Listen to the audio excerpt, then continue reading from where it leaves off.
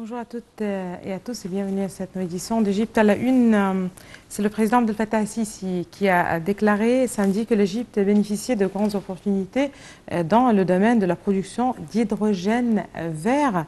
Lors d'une visite d'inspection à l'Académie militaire, le président a souligné l'importance de l'hydrogène vert qui peut être généré par les énergies solaires et éoliennes, puis l'exporter vers l'Europe et d'autres pays qui en ont besoin.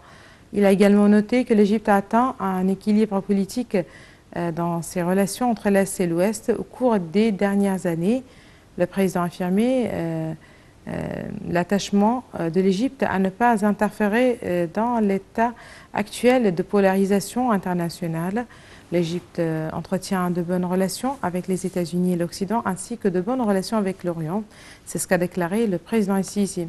Si l'équilibre actuel se maintient, nous pourrons rejoindre le bloc économique des BRICS. Selon le chef de l'État, il a poursuivi que notre problème en Égypte était surtout économique. Si nous, en tant que pays et peuple, étions capables de surmonter la crise et d'atteindre une position économique forte, nous serions capables de mieux gérer la politique étrangère que cela.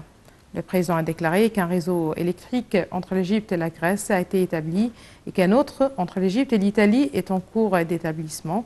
Il a ajouté que l'Égypte exporte du gaz naturel liquéfié vers les pays du Nord qui ont besoin de gaz naturel.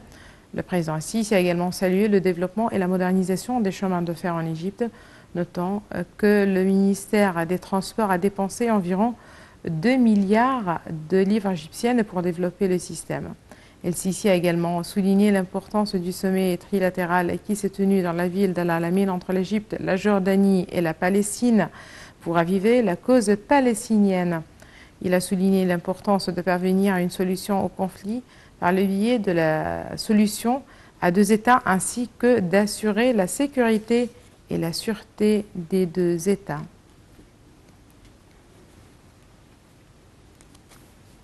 Le président Sisi a effectué une tournée d'inspection de la ville de Selloum et a rencontré les chefs de tribus et les habitants de Matrouha. Intervenant lors de sa visite, le président Sisi a affirmé que l'Égypte surmonterait la crise financière actuelle grâce à un travail inlassable, mais aussi une planification et une gestion parfaite. Le président Abdel Fattah al-Sisi a affirmé mercredi lors d'une réunion publique avec les habitants du gouvernorat de Marsa Matruh que l'Égypte surmonterait la crise financière actuelle grâce à un travail inlassable mais aussi une planification et une gestion parfaite.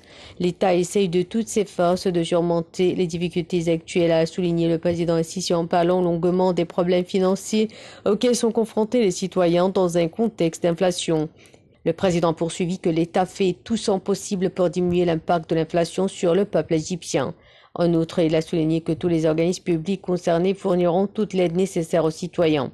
Le président a rappelé que l'Égypte était exposée à 2 crises consécutives déclenchées par le coronavirus et la guerre Russie-Ukraine.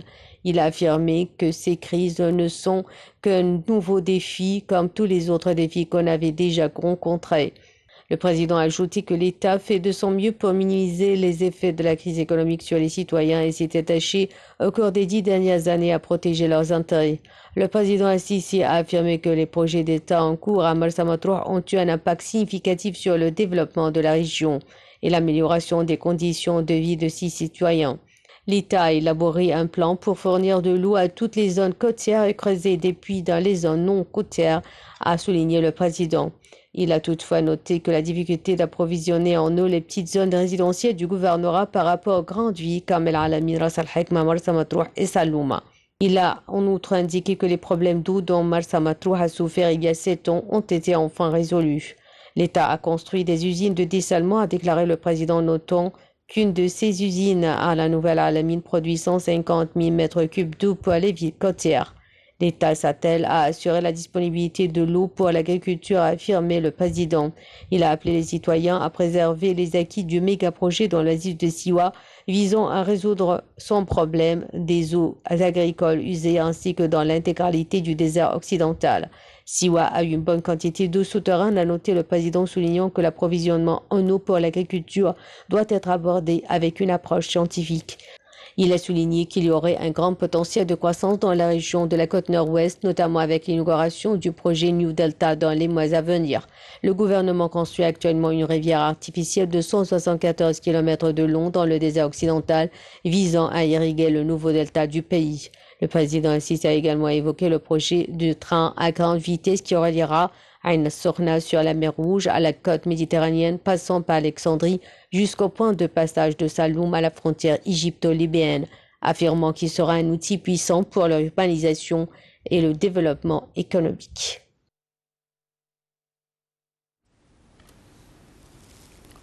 Bon, le projet du développement de la côte nord-ouest est le troisième projet national de développement établi à travers la République et serait le projet le plus développé à l'échelle nationale 2052. Ce projet répond aux besoins de la croissance rapide de la population. La zone de la côte nord-ouest et son arrière-plan désertique s'étend de l'Alamine à Saloum sur une distance de près de 500 km et sur 280 km en profondeur. Cette région côtière pourrait assimiler durant les 40 prochaines années environ 34 millions de personnes et fournira 11 millions de chances d'emploi. Le projet du développement de la côte nord-ouest répond aux besoins de la croissance rapide de la population. Ce projet vise à réaliser la croissance économique. Parmi les objectifs stratégiques importants de ce projet figure la réalisation d'un taux de croissance économique de 12% par an, la sédentarisation de 5 millions de personnes, l'assurance de 1,5 million de chances d'emploi et l'intégration de cette zone dans l'économie nationale et mondiale via l'augmentation de sa contribution dans le PIB de 0,5% à 7%. Ce projet vise également à améliorer les conditions sociales des communautés locales et à promouvoir la relation d'échange entre cette zone et les autres zones environnantes. L'idée principale de ce projet dépend sur l'exploitation idéale de toutes les ressources des zones situées de l'Alamine à Saloum dans la bonification des terrains, le développement des villes côtières en tant que centre du développement principal et la construction des centres touristiques mondiaux. La présence d'un réseau de routes constitue le plus important facteur pour la réussite de ce projet national. Ce projet représente l'accès vers de nouveaux mécanismes exécutifs visant à faire face aux problèmes de l'eau et de l'énergie. Quant au facteur de la bonification des terrains et du développement agricole, cette zone possède des sources d'eau souterraines dans son arrière désertique et des zones côtières dans lesquelles s'affluent les eaux de pluie. Cette zone comprend également de nombreuses ressources extractives qui assurent la mise en œuvre de plusieurs industries. Le plan du développement de la côte nord-ouest comprend l'établissement de nouvelles villes prometteuses, y compris la ville de l'Alamine.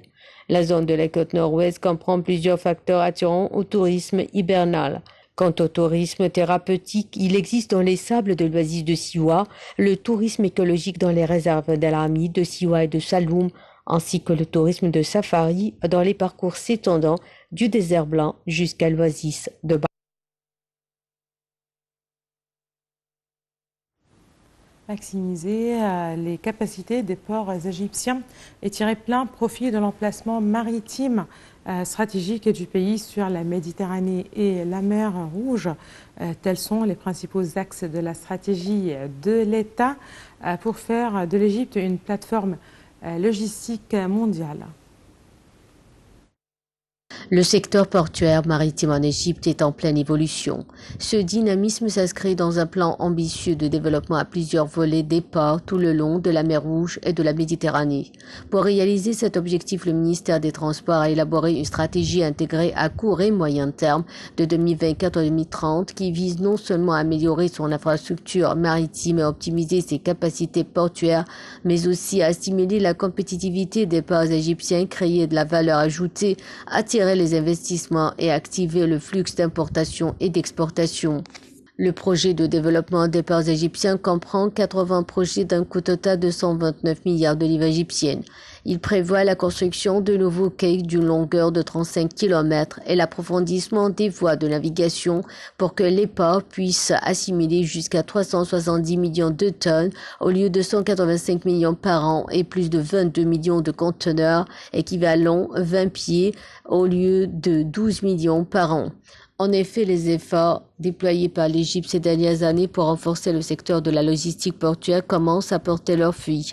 L'indice de performance logistique de l'Égypte pour l'année 2023 publié par la Banque mondiale qui mesure la capacité des pays à assurer une circulation internationale des marchandises dans des délais rapides et avec fiabilité a enregistré un bond de 10 degrés.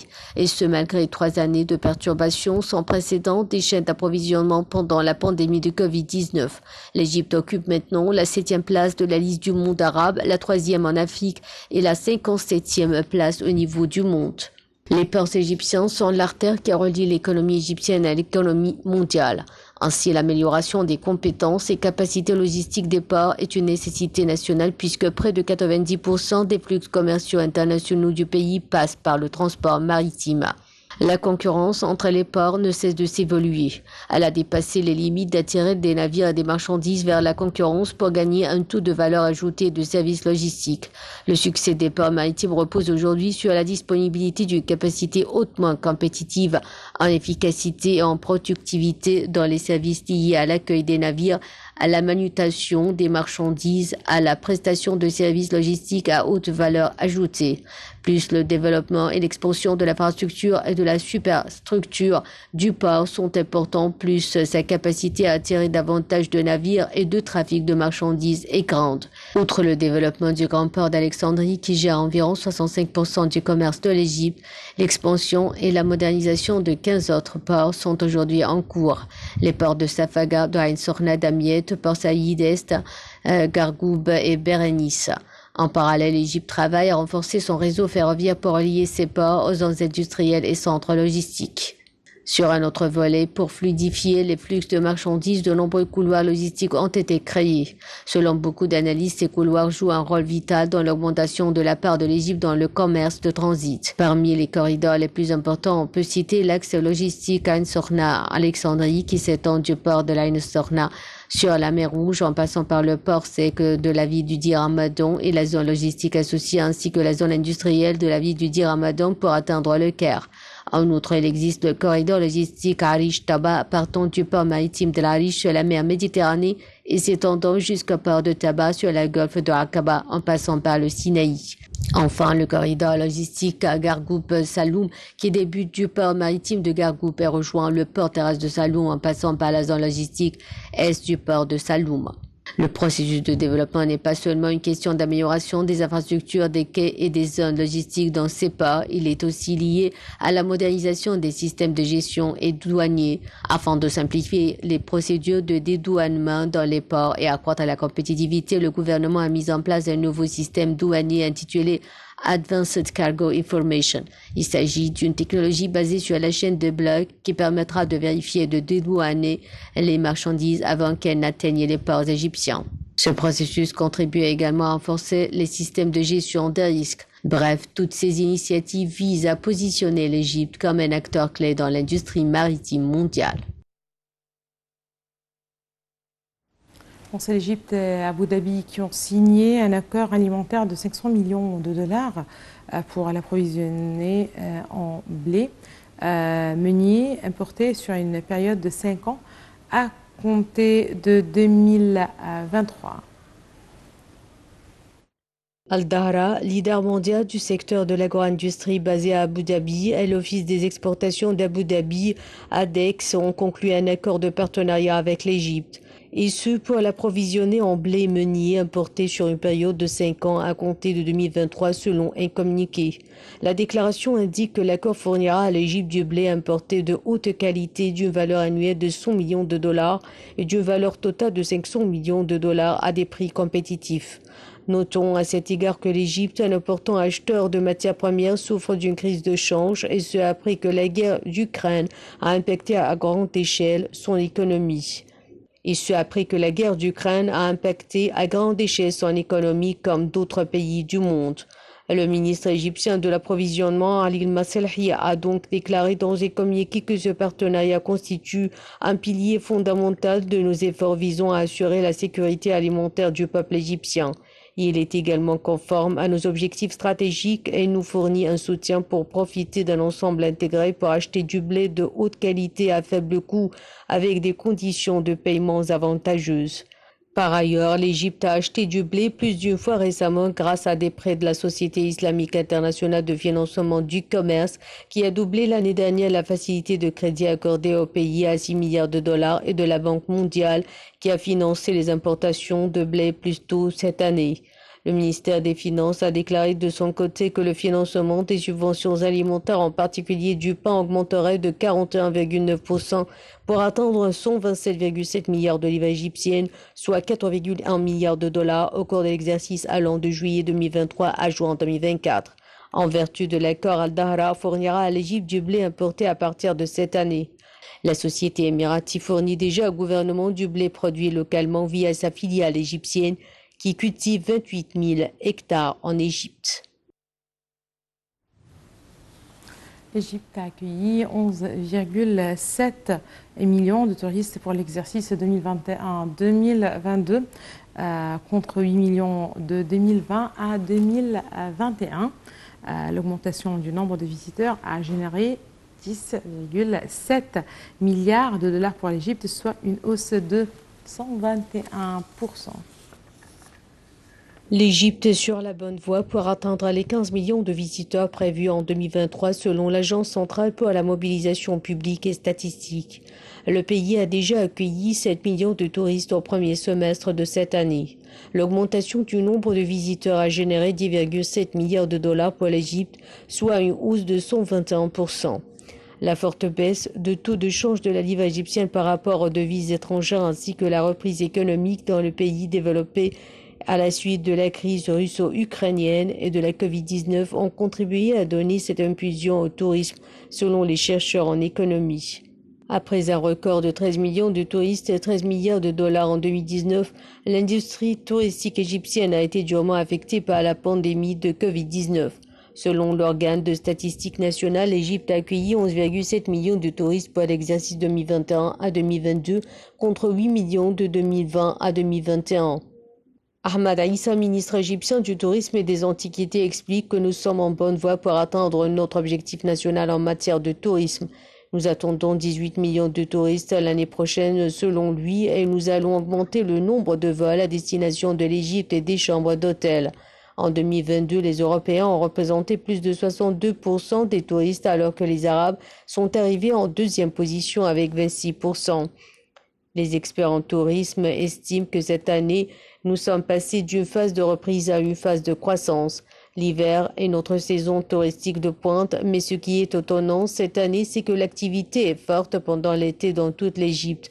L'Europe ayant connu cette année des vagues de chaleur extrêmes et des incendies de forêt, alors qu'en Égypte, le temps était clément, ce qui a rendu le pays plus attrayant.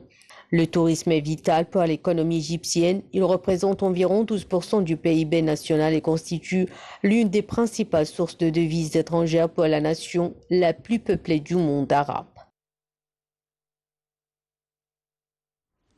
La construction de la nouvelle ville d'El Alamein s'inscrit dans le cadre du plan de l'État pour développer la côte nord-ouest de l'Égypte. L'État cherche à faire de la nouvelle ville d'El Alamein une destination pour le tourisme mondial, une station balnéaire les plus importantes de la côte méditerranéenne avec un vaste complexe touristique et une corniche de 14 km qui fera de la côte nord à la Riviera égyptienne. Tournée dans cette ville exceptionnelle justement de la côte nord est située à quelques 104 km à l'ouest d'Alexandrie et 184 km à l'est de Marsa Matrouha. Ses plages sablonneuses et son climat modéré presque toute l'année, la région d'El Alamein à l'ouest de la ville d'Alexandrie se présente comme une destination touristique de premier rang. L'État développe une nouvelle zone touristique dans cette région promoteuse. S'étendant sur une superficie de 88 000 fedans et située à 104 km d'Alexandrie et à 240 km au nord-ouest du Caire, la nouvelle ville d'El Alamein fait partie des grands projets nationaux. Elle a été créée par décret présidentiel le 2 mai 2014. Le projet s'inscrit dans le cadre d'un vaste plan de développement de la côte nord.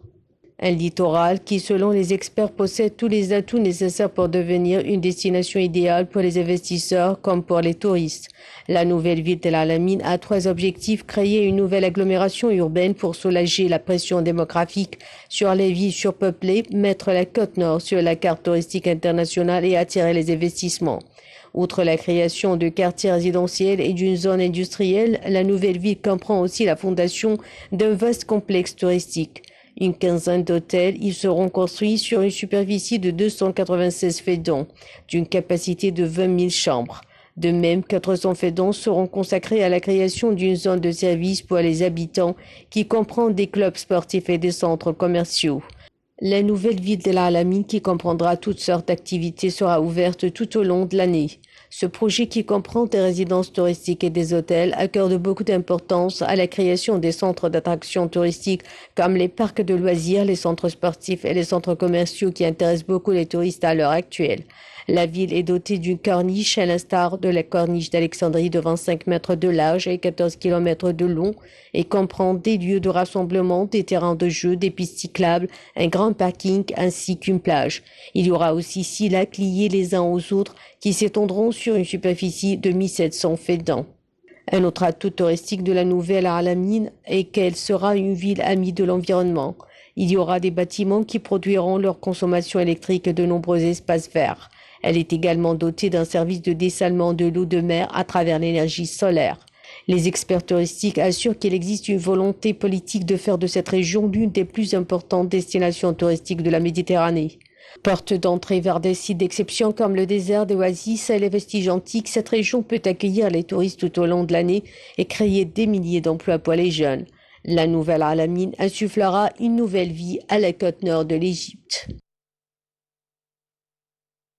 De la côte nord, direction le sud de l'Égypte, plus précisément à Luxor, puisque justement nous allons parler de cette ville-musée à ciel ouvert, située sur la rive occidentale de Luxor, près de la vallée des rois, la vallée des reines, et le lieu où les épouses des pharaons étaient inhumées dans les temps anciens, ainsi que les princes, les princesses et divers membres de la noblesse.